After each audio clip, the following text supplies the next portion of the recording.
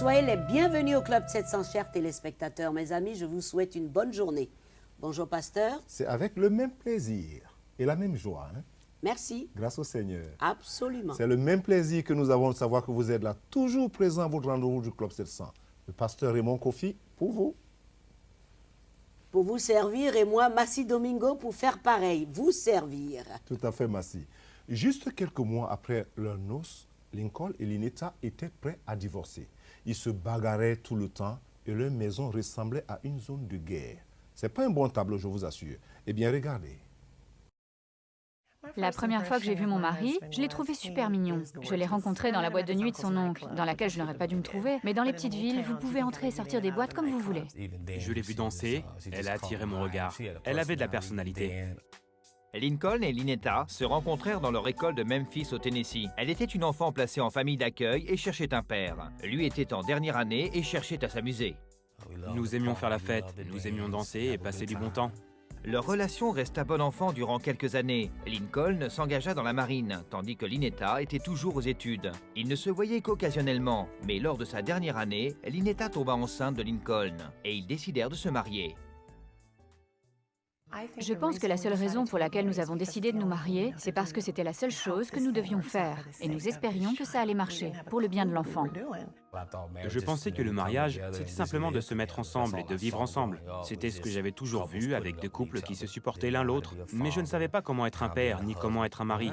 Alors je me suis senti perdu. Lincoln et Lynetta commencèrent cette relation en étant tous deux chargés de lourds bagages. Lincoln revint de l'armée avec une dépendance à l'alcool.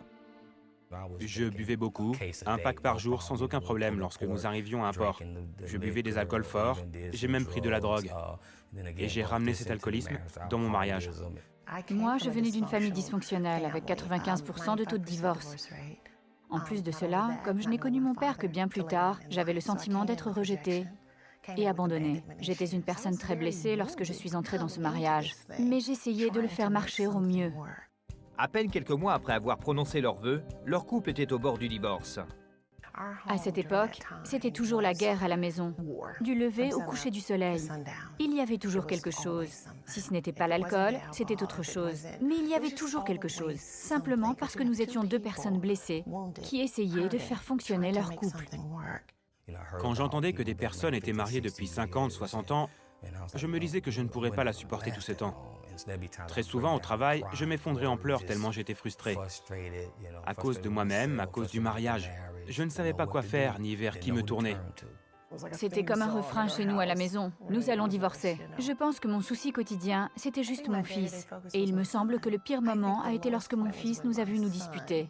On pouvait lire dans ses yeux qu'il se demandait ce qui se passait. Il y avait tant de violence autour de lui. Et pour moi, ce moment a été un tournant dans ma vie. Tout comme Lynetta, Lincoln aussi était au bout du rouleau et il cherchait une solution. Un jour, il se souvint d'une suggestion que Lynetta avait émise juste en passant. Je ne connaissais aucun conseiller, mais je me suis souvenu que ma mère parlait de Jésus. Alors j'avais cette pensée. Pourquoi ne pas essayer avec Jésus? Je ne sais pas comment ça va aller, mais nous pourrions essayer ce Jésus. J'étais au travail et je me suis effondré. Incapable de travailler. J'ai appelé ma femme et je lui ai dit que j'étais prêt à le faire. J'ai répondu, tu es prêt à faire quoi? Et je pensais vraiment qu'il avait le divorce en tête, parce que nous n'arrêtions pas de dire que nous allions divorcer. Je lui ai dit, je suis prêt à donner ma vie à Jésus. Ce soir-là, nous sommes rentrés à l'appartement et nous nous sommes agenouillés ensemble.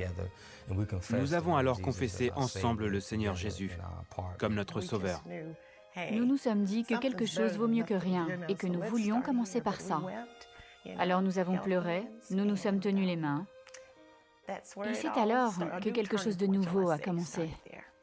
La meilleure décision que je n'ai jamais prise, ça a été d'accepter Christ dans ma vie. Il n'y a pas eu de grande victoire du jour au lendemain. Ça a plutôt été un processus. J'ai commencé à lire la Bible et j'ai vu que la vie était censée être meilleure, particulièrement en ce qui concerne le mariage. Dieu a vraiment commencé à changer mes pensées, à changer mes habitudes et à changer mes actions. Aujourd'hui, Lincoln et Lynetta sont mariés et heureux depuis 18 ans. Lincoln a pu vaincre son alcoolisme et le couple est à présent à temps plein dans le ministère. Ils partagent souvent leur histoire et conseillent les jeunes couples. J'ai la paix de l'esprit à présent. Je sais que Dieu et Jésus sont réels. Vous comprenez, c'est cela que j'en ai retiré. J'ai pu connaître la guérison de mon cœur. J'ai pu apprendre à aimer.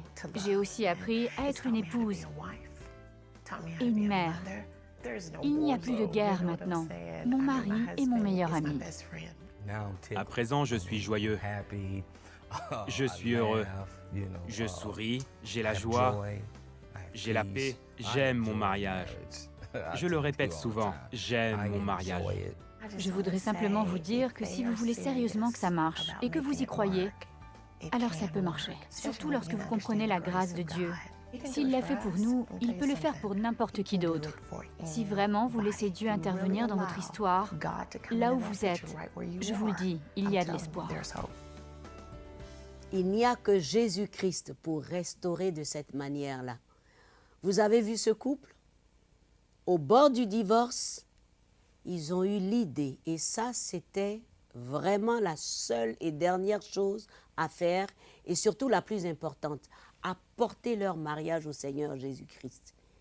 Vous savez, il n'y a que le fabricant d'un produit ou de quelque chose qui connaît exactement comment réparer la panne. Dieu est l'auteur du mariage depuis le commencement. C'est lui seul qui a donné les règles pour un mariage réussi. Et ces règles se trouvent dans la Bible, sa parole. Quand il dit par exemple, « Celui qui a trouvé une femme a trouvé le bonheur.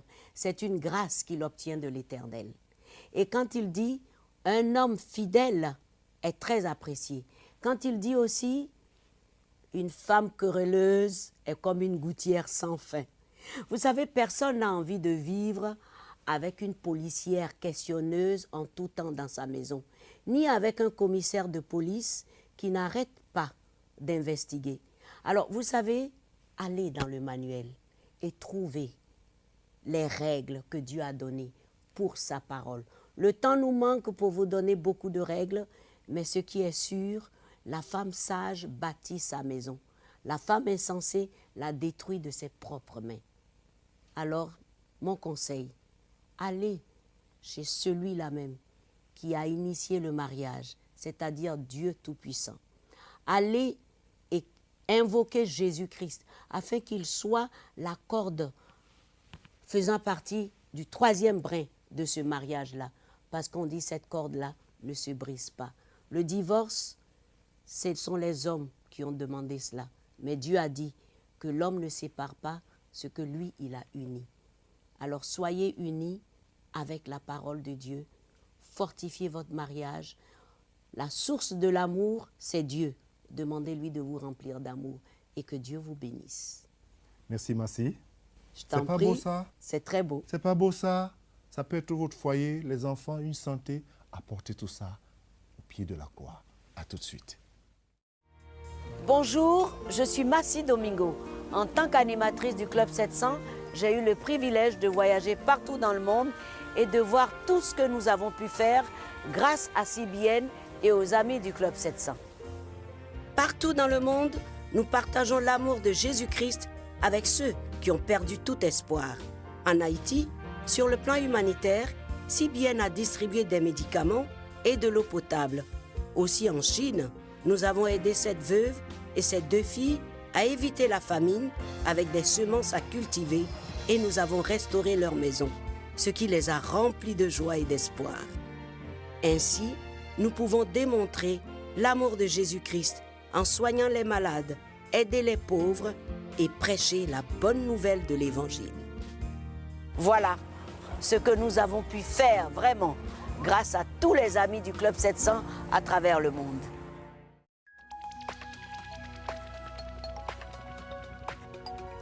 Si vous avez des questions spirituelles, des besoins de prière ou même si vous avez besoin de conseils, n'hésitez pas à nous contacter aujourd'hui à cette adresse ou au numéro suivant.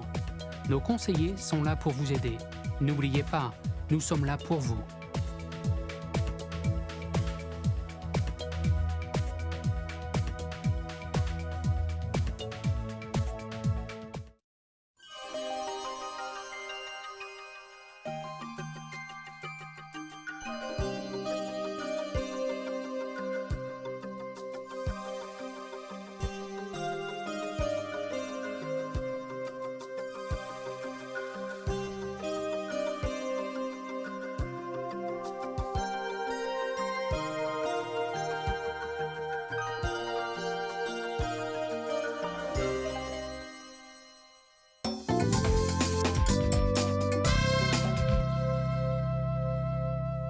Bienvenue de nouveau au Club 700. Voici l'histoire de Luther.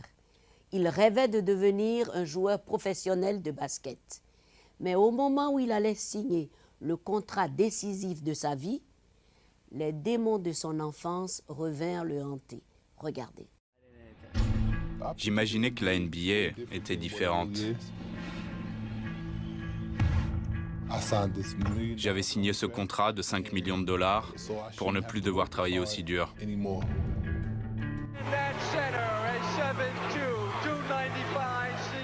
Il y a plus de 20 ans, Luther Wright permit au collège Elizabeth High d'accéder au championnat de l'État du New Jersey. Avec ses 2,18 m, Luther Wright, ou Louie comme on l'appelle, était le héros de sa ville et bien parti pour accéder à la NBA. Après 3 années avec les Seton Hall, il fut choisi par les Utah Jazz lors de la première sélection de la NBA en 1993. Il signa un contrat de 5 millions de dollars. Mais avant même que l'encre ne pût sécher, Luther fut renvoyé de l'équipe lors de sa première saison. Il ne joua plus jamais dans la NBA. Je m'en voulais chaque jour, rien qu'à l'idée de ce que j'aurais pu vivre. Mais que s'est-il passé? J'ai rencontré Luther dans sa ville natale de Jersey afin d'entendre son histoire. C'est une histoire très dure, vous savez. J'ai été maltraité, abusé sexuellement, j'ai subi des attouchements et j'ai été violé. Cela fait plus de 30 ans, mais les souvenirs de ces viols et autres maltraitances subies à 6 ans hantent toujours ce géant de plus de 2 mètres. Je pouvais mettre mes blessures, mes douleurs et mes craintes dans une boîte que je fermais à clé. Et grâce au basket, j'oubliais toutes ces choses. C'est comme ça que je faisais. J'utilisais le basket pour ne plus penser à ces choses. Dans ce quartier, le basket était bien plus qu'un sport. C'était une manière de vivre. Mais pour Luther, le basket n'était qu'une échappatoire. Cela me faisait oublier mes blessures. Les lettres des universités arrivèrent dès la 8e. Cela a encore renforcé l'idée de l'athlète superstar que je suis devenu après 1 an ou 2. Luther n'était pas seulement connu pour ses compétences sur le terrain. Il se fit également remarquer dans les boîtes de nuit. La première fois qu'il se drogua, il était au collège. Arrivé à l'université, il trouva sa niche. Je n'ai pas commencé en me disant « je vais devenir un accro pur et dur » ou « je vais avoir un problème avec la marijuana ou la boisson ». J'ai commencé dans mon temps libre, mais après coup, j'ai vu que ça m'a volé le meilleur de moi-même. Arrivé au sommet de sa carrière, alors qu'il avait intégré la NBA, tout s'écroula sous lui. Entre les entraînements manqués, les tentatives de suicide et les épisodes maniaco-dépressifs, les Jazz en eurent assez. Luther fut renvoyé de l'équipe. Le héros déchu retourna dans sa ville natale, complètement désillusionné et complètement accro. Très vite, il n'eut plus rien et vécut dans les rues de Newark. Je passais mon temps à dormir. Je voulais échapper à tout ça. Je voulais m'en sortir. Mais je ne savais pas comment. Luther se drogua et vécut dans les rues pendant près de 10 ans. Il fit de nombreux séjours dans des institutions psychiatriques et des centres de désintoxication. Rien ne put l'aider jusqu'à ce que... Je me suis retrouvé dans cette allée et je me suis endormi un soir dans une voiture abandonnée. Je me suis réveillé, les orteils complètement gelés. Je me suis traîné sur cette colline jusqu'à l'hôpital là-bas. Lorsqu'il arriva à l'hôpital, les médecins durent prendre des mesures drastiques. J'entendais la scie, ou je ne sais pas trop ce qu'ils ont utilisé pour l'amputation de mes orteils, mais je l'entendais. Et lorsqu'ils sont tombés dans le bassin, alors que j'étais sur la table, je les ai entendus. Bing, bing, je ne l'oublierai jamais. Les médecins lui amputèrent 2 orteils, non seulement pour lui sauver le pied, mais aussi pour lui sauver la vie. Seul sur son lit d'hôpital, Luther se confia à Dieu. J'ai prié en disant « Seigneur, je veux vraiment arrêter la drogue. Je veux vraiment devenir sobre. » J'étais sincère cette fois, et Dieu le savait. Ce jour-là, Luther donna son cœur et sa vie à Jésus-Christ. Je savais que Dieu existait, mais j'étais si loin dans mes problèmes que j'imaginais ne pas être assez digne pour que Dieu intervienne. Je me sentais trop sale, trop impur. À l'intérieur, je n'étais pas assez propre, et je pensais que Dieu ne voudrait pas sauver un pécheur comme moi. Mais il l'a fait, parce que je l'ai laissé entrer. Je l'ai laissé œuvrer en moi. Aujourd'hui, cela fait 7 ans que Luther n'a pris ni drogue ni alcool. il dit que non seulement Dieu l'a libéré de ses addictions et de ses blessures, mais qu'il lui a aussi donné la force de pardonner ceux qui l'ont maltraité et violé. Cela m'a apporté une telle libération, parce que ça faisait des années que je portais ces fardeaux. Aujourd'hui, Luther reste sur la ligne de touche, comme coach assistant pour l'équipe des Jersey Express. Lorsqu'il n'entraîne pas l'équipe, il conseille les enfants de sa ville en leur racontant son histoire. Quelle est la morale de mon histoire? La vie est une question de choix. Les choix que vous faites peuvent vous construire ou vous détruire. Dieu connaît nos cœurs. Lorsque nous mettons notre foi et notre confiance, notre espoir, nos rêves en lui et que nous lui offrons notre vie, c'est alors qu'il ouvre une voie, qu'il se manifeste dans tout ce que nous voulons entreprendre. Après une enquête réalisée par des associations auprès des personnes âgées en France, il est ressorti que 700 000 personnes interrogées ont pu parler seulement à 3 personnes pendant toute une année. C'est-à-dire le fait de communiquer avec d'autres personnes dans une période de 365 jours. Cela vous dit quelque chose? Et le reste du temps, ces personnes parlaient avec qui? Évidemment, à elles-mêmes. Un autre sondage a relevé que 15% de personnes, toujours en France, ont des difficultés sérieuses pour avoir un enfant pendant les 3 premières années. Et les causes énumérées sont diverses. L'environnement qui de plus en plus devient étouffant, le stress, le taux de sperme faible et de faible qualité et tout le rythme de vie. Et la liste peut être longue. La liste des résultats de ces sondages et d'enquêtes de ce genre peut se multiplier par 10, juste pour indiquer quelle société nous sommes devenus et quelle génération nous sommes en train de produire. Et maintenant, presque tous les feux sont au rouge. Mais qui s'en soucie vraiment? L'autre réaction face à de tels constats, c'est la peur de regarder les réalités et de confronter les choses telles qu'elles se présentent sans vouloir jeter le blâme et la faute à d'autres personnes, mais de reconnaître chacun sa responsabilité. Qu'elle soit une, c'est-à-dire petite, à petite échelle ou à grande échelle. Ce n'est pas la quantité qui importe, mais l'attitude participative. La parole de Dieu dit ceci: si quelqu'un veut aimer la vie et voir les jours heureux, ça c'est le message de Dieu. Si quelqu'un veut aimer la vie et voir les jours heureux, c'est une affaire personnelle. C'est une question personnelle. Quelqu'un, ça peut être toi en ce moment même. Alors je voudrais t'inviter à prier avec moi. Je ne connais pas par quoi tu passes, mais sûrement en regardant ces témoignages, je te pose des questions. Qu'est-ce que je peux faire? Jésus est là pour toi. Jésus est là pour toi en ce moment même. Tourne-toi vers lui et dis-lui: Seigneur, j'ai pensé, j'ai cru comprendre, mais à toi je viens maintenant, Seigneur. Déposer ma vie entre tes mains. Au prier de la croix, Seigneur, je te demande de me pardonner et de venir dans mon cœur. Jésus veut venir dans ton cœur maintenant pour changer ta vie. Si tu ouvres ton cœur au Seigneur et tu lui fais confiance, les choses seront différentes. Je ne sais pas quelle enquête tu as fait pour toi-même et quels sont les résultats. Mais le plus souvent, ce n'est pas toujours bon. Le Seigneur est là pour toi. Que Dieu te bénisse. Si après avoir suivi et compris, tu peux savoir que la solution est en Jésus. Sois béni et sois béni abondamment. Amen. La solution est en Jésus. Tout à fait, Basti. Retenez bien cela. À tout de suite.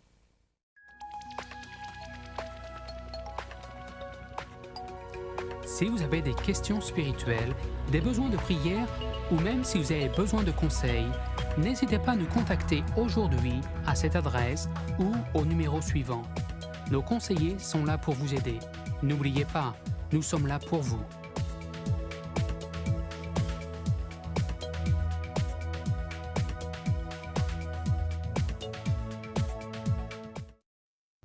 Comment peut-on atteindre bonheur et succès? Où peut-on trouver un amour réel et comment le maintenir? Vous trouverez les réponses à ces questions fondamentales dans le nouveau livre du Dr Pat Robertson intitulé « La plus grande vertu ». Dans ce livre, Pat Robertson nous offre des réponses bibliques à toutes ces questions, ainsi qu'à bien d'autres. Par exemple, quelles sont les vraies motivations d'un leader et comment peut-il inspirer d'autres personnes?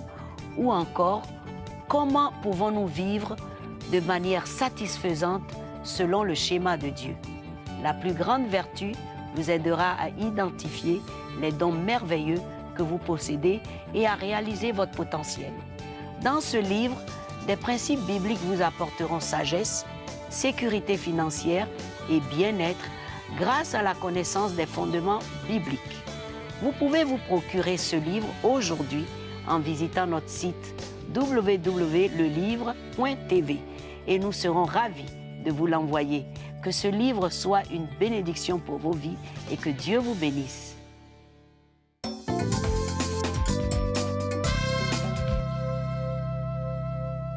Bienvenue de nouveau au Club 700. Avant sa conversion, si on devait donner un mot pour décrire la vie de Rose, ce serait le mot souffrance. Regardez. Dans son pays d'origine, Haïti, toute jeune, Rosie a vécu une expérience mystique inimaginable. Quand j'étais jeune en Haïti, j'avais 15 ans, malgré que je ne pratiquais pas le vaudou. Mais il y avait une voisine à côté qui m'a appelée, qui a dit que comme j'ai une santé mauvaise, elle va faire quelque chose pour que je sois libérée. Et c'est ainsi qu'elle a pris une cuvette blanche, elle a versé du rhum et lotion, elle a passé une allumette et le feu a pris. Avec ses deux mains, elle a pris ça, elle a mis sous ma tête. Mes cheveux étaient brûlés, mon visage, mon cou et tout ça. Mais les malheurs de Rosie allèrent de mal en pire avec des choses étranges. Je me rappelle que j'avais 18 ans quand j'ai eu un terrible songe. J'ai vu qu'une femme, tout de noir, m'a donné quelque chose que je devais acheter. Elle m'a ordonné de prendre un tissu rouge, un morceau de tissu jaune, un mouchoir de poche, une marmite et un couteau. Elle m'a dit avec les tissus là, je vais faire une poupée. Quand j'ai fini de faire la poupée, je vais envelopper la poupée dans le mouchoir blanc et je vais piquer la poupée et mettre la marmite sur la poupée. Mais tout ce qu'elle m'a dit de faire là, je devais faire ça dans un carrefour. Le songe était tellement terrible pour moi que je suis réveillée en sursaut. Et quand j'ai appelé grand-mère, j'ai raconté ce que j'ai vu en songe. La première question qu'elle m'a posée, dans tout ce qu'elle t'a dit d'acheter là, laquelle que tu as pris? J'ai dit, grand-mère, je n'ai rien pris. Elle a dit, Dieu merci. Parce que si tu avais pris même le morceau tissu rouge, tu étais déjà initié. Et après ce rêve-là, j'ai eu de terribles choses. J'ai vu de terribles choses dans mes songes. Et ça me bouleversait beaucoup. En quittant Haïti et le vaudou pour l'Amérique, la vie ne faisait toujours pas de cadeau à Rosie jusqu'au jour d'une rencontre spéciale. J'étais mariée, mon mari m'a quittée. J'ai traversé des situations terribles. Je ne travaillais pas, j'étais étudiante, j'étais pas encore graduée à ce moment-là. Je n'avais pas de toit, j'ai pas de nourriture, je n'avais même pas de transportation pour aller à l'école. Et à cause de tout ce qui m'est arrivé là, j'ai eu une dépression nerveuse. J'ai passé 3 mois à l'hôpital psychiatrique. Et une de mes copines là, avec qui j'étudiais, elle est venue fort souvent me visiter. Et c'est ainsi qu'elle m'a dit, Rose, tu ne peux pas tout faire de toi. Il faut Dieu d'abord dans ta vie. Dieu d'abord. Si tu remets ta vie à Dieu, Dieu prendra soin de toi. Mais je ne pouvais pas comprendre ce qu'elle me disait. Et ça m'a beaucoup bouleversé ce mot. Dieu d'abord, Dieu d'abord. Un jour, elle m'a invité avec sa famille dans son église. Je suis allée, mais j'étais froide. Ça ne m'intéressait pas. C'est après que je suis retournée de moi-même avec une copine d'enfance.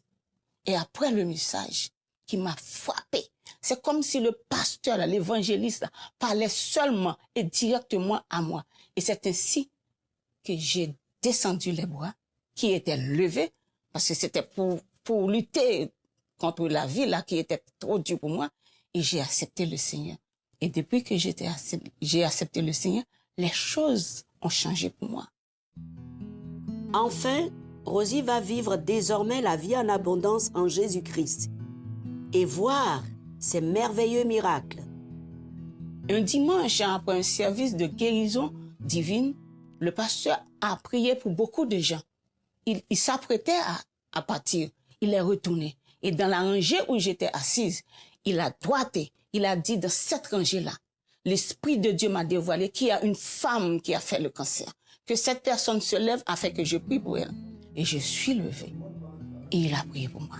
Quand il a fini de prier pour moi, Il a dit, je veux que tu retournes auprès du docteur. Demande-lui de refaire tous les tests.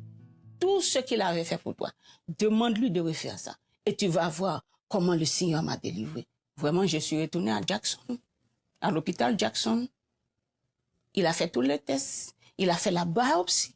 Il m'a dit qu'il ne comprend, il n'a rien compris, il ne comprend rien. Voici mon fall. J'étais cancéreuse. Et maintenant, il n'a pas une trace de cancer. J'étais tellement contente dans la salle de consultation avec le docteur. Je me suis debout, j'ai glorifié Dieu, j'ai dit merci, merci. Il était aussi choqué parce qu'il ne comprenait pas et il ne pouvait pas comprendre ce qui passait en dedans de moi parce qu'il n'était pas chrétien. Rose continue à glorifier le Seigneur pour sa fidélité, sa miséricorde et son amour inconditionnel. Oh, le monde de Dieu, ce grand Dieu merveilleux, ce grand Dieu miraculeux, ce grand Dieu fidèle, il m'a toujours protégé. Il m'avait promis ça. Il a tenu sa parole. Il m'avait dit, si tu m'acceptes dans la vie là, si tu me laisses entrer dans ta vie là, tu verras que tout changera pour toi. Et c'est ce qu'il a fait. Il m'a protégé, il m'a béni, il m'a gardé. Il m'a secouru, il a crasé des cercueils pour moi. Les pièges que le diable avait mis sur mon chemin, il m'a épargné de tout ça. C'est un Dieu fidèle. Ah, quel bonheur pour Rose. Si tu le laisses entrer dans ta vie, il changera tout. Et c'est vrai. C'est ce que je vous conseille pour la fin de cette émission. Donnez-lui totalement votre vie. Visitez-nous sur le site web. Écoutez les enseignements que vous y trouverez. Et visitez aussi Facebook. Écoutez les enseignements, envoyez-nous vos questions, posez des questions, n'hésitez surtout pas. Nous vous aimons et nous vous disons que Jésus vous aime plus que tout au monde. Soyez bénis et à très bientôt. Au revoir, pasteur. Avec le même plaisir, au revoir à toi aussi. Et à vous aussi, au revoir et soyez bénis.